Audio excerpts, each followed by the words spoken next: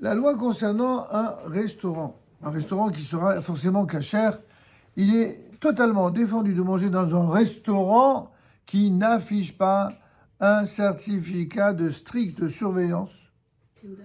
une théoda qui est récente et qui est signée par une autorité rabbinique reconnue. Et on ne se contentera pas d'une photocopie car malheureusement les tentatives de falsification ont été nombreuses dans le passé. Et donc il faut avoir un original. Il en est de même des restaurants dits végétariens, véganes et autres, et de la consommation de différents aliments naturels, tout simplement parce qu'une multitude d'ingrédients entrent dans leur composition. Et il n'y a pas qu'un restaurant sans viande qui serait sans problème, pas du tout. Il faut non seulement que la viande soit strictement cachère avec Théoda, mais même les aliments qui sont sans viande doivent être cachers.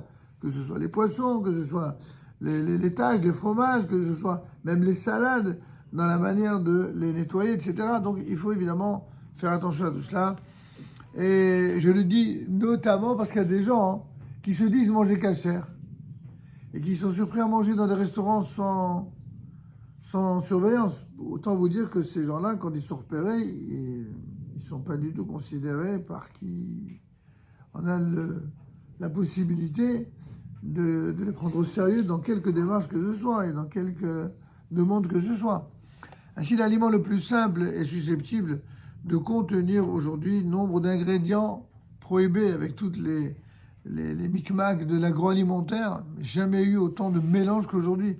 De plus, une vérification pointilleuse des insectes et des vers est absolument nécessaire pour un grand nombre de légumes et qui, en l'absence d'autorité rabbinique sérieuse et de Hashgaha, sont absolument hors de portée. C'est pas possible.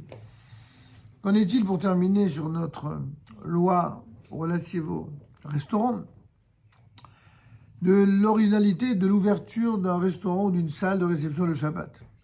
Il faut s'assurer que les restaurants cachers sont effectivement fermés le Shabbat, sauf s'il y avait une autorisation spéciale avec le Beddin, avec le panonceau du Beddin, avec la présence d'un chômeur. Si ce n'est pas le cas, même si le propriétaire prétend que tous les aliments sont parfaitement cachers, il nous sera défendu de les consommer du fait que la Torah ne lui accorderait aucune crédibilité. Alors pourquoi? C'est pas par excès maladif de suspicion. C'est parce que lorsque on a affaire à des gens pour qui le gagne-pain, c'est ce métier-là, malheureusement, l'appât du gain aveugle bien souvent des personnes qui sont habituellement sérieuses. Et on ne peut pas se fermer les yeux en disant, bah oui, pourtant il y a des restaurants qui sont sous contrôle du Bédi, qui sont cachés, les hôtels en Israël, ils sont tous ouverts le Shabbat, ils sont également en présence de ce qu'on appelle un mashgiach, c'est-à-dire un véritable chômeur assermenté, qui est sérieux et qui connaît toutes les règles de cacheroute et de surveillance. Il nous sera donc défendu de consommer ces choses qui seraient même totalement cachères, mais qui seraient sans présence d'un chômeur ou une attestation de cacheroute. Il faut également éviter d'accepter l'invitation d'un particulier qui transgresse le Shabbat de manière inconnue, ou même de toute personne dont les actes prouvent qu'il n'accomplit pas l'ensemble des ordonnances de la Torah, même si cette personne de bonne foi, avec un grand sourire, soutient que ces aliments sont strictement cachers. Et du fait du règlement, c'est comme dans un restaurant, il y a forcément un règlement à la fin, on va pas partir sans veiller. Du fait du règlement, ça crée quand même une faute par rapport à... J'ai pas compris, du fait du règlement. Quel règlement? Payer. Mais on paye pas un restaurant Shabbat. C'est ce que je dis. Non, mais il y en a qui le payent avant. Quand vous avez, par exemple, quand quelqu'un va, je sais pas moi, il va passer à la montagne ou dans un chalet ou je ne sais où, 8 jours pour Pessah, ou dans un hôtel à Jérusalem ou à Eilat ou à Tel Aviv, il paye à l'avance, il va pas, vous comprenez? Donc le règlement ne pose pas de problème. On paye pas pendant Shabbat, nulle part on paye pendant Shabbat, c'est évident.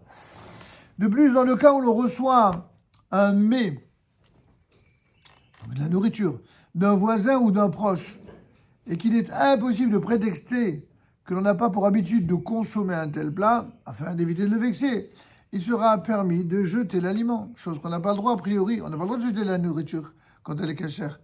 Mais si, par exemple, quelqu'un vous le donne, il vous le met avec tout son cœur, son sourire, vous n'avez pas envie de le vexer. Dans ce cas-là, tant pis. Il vaut mieux encore même jeter l'aliment, mais le garder devant lui pour qu'il croie que vous allez le manger, pour ne pas l'humilier, pour ne pas le vexer, pour vous dire à quel point. Alors qu'habituellement, on n'a pas le droit de faire ça. En effet, dans ce cas, on ne craindra pas de causer la perte de l'aliment, qu'on appelle en hébreu baltachrit, car le fait de souiller son âme en mangeant du non-kasher, évidemment, est bien pire que de jeter un aliment. Hein, comme disait un rabbinim, il n'y a pas une mitzvah de faire de son corps une poubelle.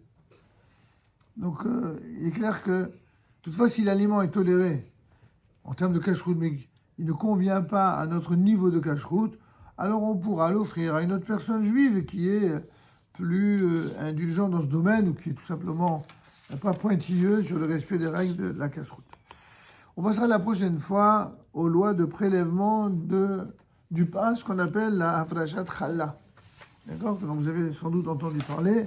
On abordera ça, si Dieu veut, la semaine prochaine.